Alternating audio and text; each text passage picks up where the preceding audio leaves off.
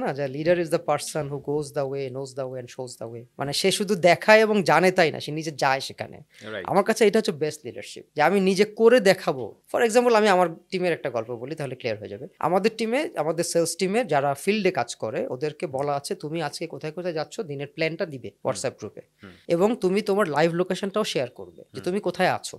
এটার মানে এই না যে তাকে আমি পাহারা দিচ্ছি, এটার মানে হচ্ছে যে সে, আমি এখন ওই অফিসটায় যাব, আমি যদি দেখি ওই ছেলেটা ওই অফিসটায় আছে, তাহলে তো আমার যাওয়ার হয়তো দরকার হবে না, ওকে বলবো তুমি এই ডকুমেন্টটা ওখান থেকে নিয়ে এসো, তাই না? তাহলে তো আমার আর গাড়ির তেল খরচ করে যেতে হচ্ছে না, ও তো সেখানেই আছে। বা হয়তো একজনকে মিট করতে হবে, ওটা ওকে দিয়ে বলালেই হচ্ছে, আমাকে আর যেতে হবে না।